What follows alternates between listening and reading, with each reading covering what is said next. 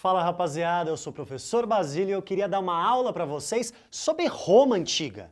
Uma experiência histórica muito importante para nós, que começa no século VIII antes de Cristo e que vai durar até o século V depois de Cristo, ou seja, uma longa duração.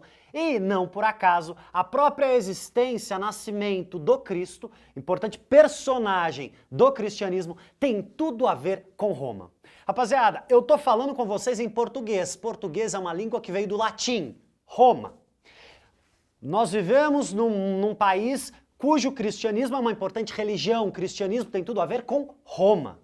As nossas leis têm tudo a ver com o direito romano. Portanto, Roma não está lá, Roma está aqui. E vamos entender essa história. A história de Roma é dividida em 3 grandes momentos.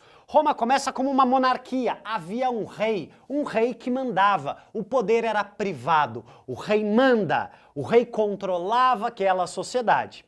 Só que chegou um momento em que o grande conjunto de proprietários de terras resolveram derrubar aquele rei e formar uma república. A palavra república é muito interessante, o Brasil hoje é uma república.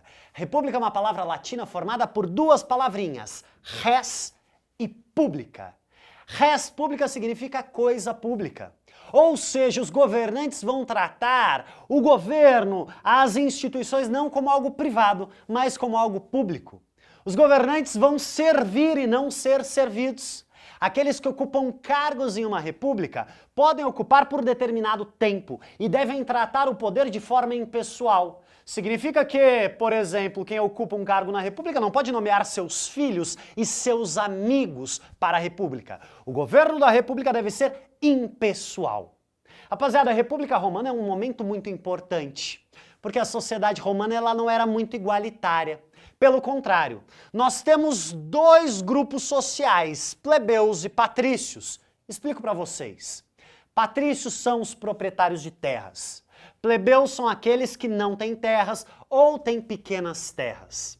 E adivinha só, na República Romana quem controlava o poder eram os patrícios, por meio da grande instituição que era o Senado, um conselho de anciãos.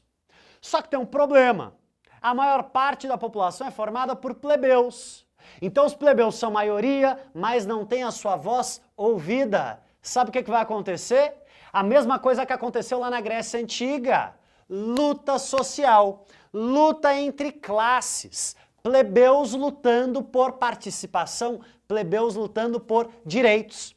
Os plebeus lutaram, brigaram, fizeram até greves, eles se recusaram a trabalhar na terra dos patrícios e eles estavam querendo alguns direitos. Por exemplo, eles exigiram não serem mais escravizados por dívidas. Eles exigiram poder se casar com patrícias. Portanto, não haver mais distinção tão rígida entre patrícios e plebeus. Os plebeus então lutam, conquistam direitos, os plebeus reivindicam participação, reivindicam que sua voz seja ouvida. E este processo é muito importante, por quê? Porque os patrícios, já que não podem escravizar os plebeus, eles vão falar, a gente precisa buscar trabalhador em algum lugar, eu é que não vou trabalhar. Porque deixa eu contar uma coisa para vocês, trabalho na antiguidade não é uma coisa bem vista. As pessoas não têm orgulho de trabalhar, as pessoas gostam de viver do ócio. Gostam de viver da política, não de viver trabalhando com a enxada, não de viver do plantio. Então os patrícios iniciam um processo de expansão. Roma precisa se expandir, Roma precisa fazer guerras para se proteger. Na verdade, a guerra não era bem para se proteger, essa era a desculpa. Roma precisava de expansão para conquistar territórios e para conquistar escravizados. Escravizados são pessoas que eram conquistadas nas guerras e que eram trazidas para Roma para trabalhar na terra dos patrícios. E olha que problema que nós vamos ter. Essa expansão vai trazer um número imenso de escravizados para Roma. Escravizado, não escravo. A natureza dessas pessoas não era ser escrava. Ser escravo era uma condição. É importante que se diga. Esses escravizados chegam até Roma. Roma fica então rica, mas os plebeus ficam pobres.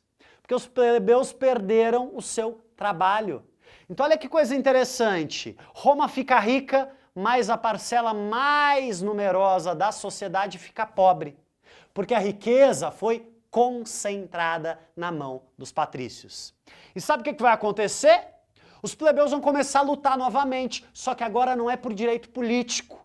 Os plebeus vão lutar para ter acesso à terra. Os plebeus vão reivindicar reforma agrária. O que é isso? Ué, se existem milhares de pessoas sem terra, por que um patrício tem todas as terras? Veja bem, isso não é justo. E o que começa a acontecer? Lutas sociais. É neste momento que os patrícios vão recorrer a uma medida muito complicada.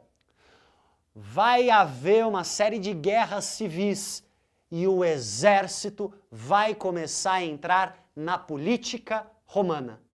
Os militares, os grandes generais, vão se colocar como aqueles que podem proteger Roma, como aqueles que podem manter a propriedade nas mãos dos patrícios.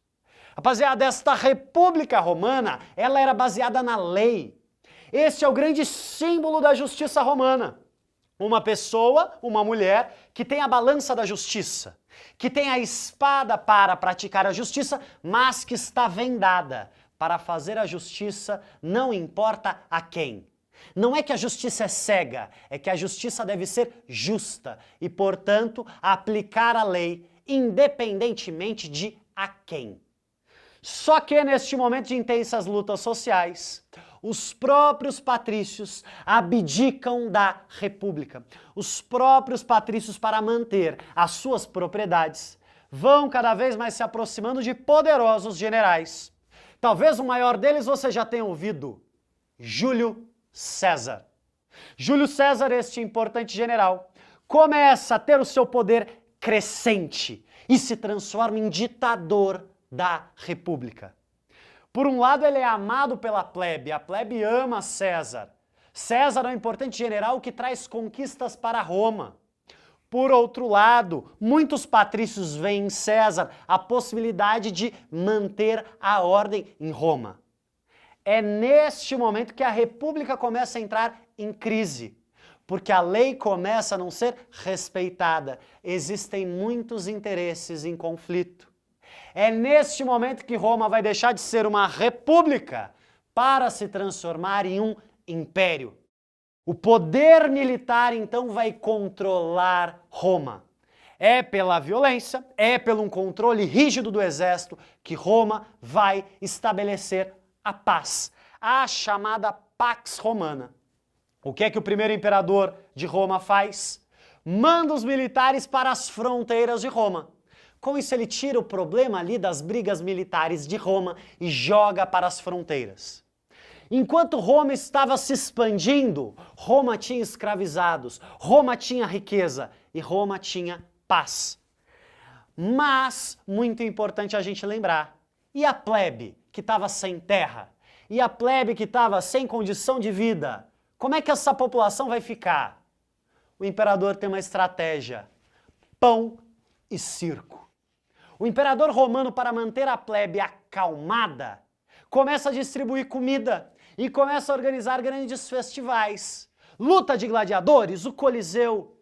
Era uma forma de manter a plebe alienada, de manter a plebe afastada das questões políticas. Mas enquanto a Pax Romana funcionou e o pão e circo também, Roma teve paz. Só que, quando Roma parou de se expandir, portanto parou de ter escravizados, o que é que acontece? Roma começa a entrar em crise. Começa a faltar trabalhadores nos campos, portanto começa a faltar comida, portanto a sociedade começa a entrar em convulsão. É a crise do escravismo que vai marcar o início da crise do Império Romano. E é neste momento de crise que uma religião, que uma nova ideia religiosa vem lá do Oriente: o cristianismo. Se os romanos, no seu período de guerra, celebravam a batalha, a vitória e a conquista, no momento de crise, o cristianismo vem com um outro discurso. Bem-aventurados os mansos, bem-aventurados os humildes. Sabe quem que se apropria desta narrativa, dessas ideias? Os escravizados, as mulheres que tinham uma condição de vida muito difícil em Roma. E com isso, nesta crise do império, o cristianismo começa a adentrar cada vez mais as instituições do império. Os imperadores perseguem, mas os cristãos vão crescendo a cada dia, até que o imperador Constantino, se não consegue vencê-los, junta-se a eles e se converte ao cristianismo. O Império Romano traz para dentro de si a religião cristã.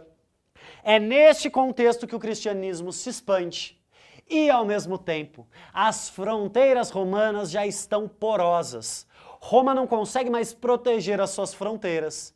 Então os povos, para além de Roma, aqueles que não têm a cultura romana e que os romanos chamam de bárbaros, começam a adentrar as fronteiras de Roma. Essas são as migrações germânicas que muitos historiadores, de uma forma preconceituosa, vão chamar de invasões bárbaras. Desta forma, o Império Romano começa a se fragmentar. Os romanos tentam proteger uma parte do império, especialmente a cidade de Constantinopla. Mas no ano 476, a cidade de Roma, vista como a cidade eterna, cai. Os germânicos tomam Roma. E aí você deve estar me perguntando, mas e aí, o que isso traz para mim? E na minha vida hoje, o que eu levo do Império Romano? Já disse, a língua, o cristianismo e fundamentalmente a ideia da lei, a ideia da justiça enquanto algo público. Não tem mais olho por olho e dente por dente. Todos devem ser ouvidos e devem ter direito à justiça. A justiça deve ser imparcial. Esse é um importante princípio do direito romano. Só para dar uma sintetizada final nessa aula sobre Roma Antiga, a história de Roma é dividida em 3 grandes momentos: monarquia e seu poder privado, república e suas lutas sociais entre patrícios e plebeus, e o Império Romano, que a gente convenciona dizer que chega ao fim em 476, mas pessoal, essa é uma data criada. Não é que Roma era de um jeito e depois desse ano virou de outro. Os processos históricos são longos, eles demoram anos, décadas, séculos. A gente convenciona muitas vezes algumas datas para conseguir definir, periodicizar, mas o processo histórico, como a nossa vida, ela é muito mais fluida. Agora, vou dar um tempo para vocês tirarem uma foto da lousa, um excelente estudo e um forte abraço.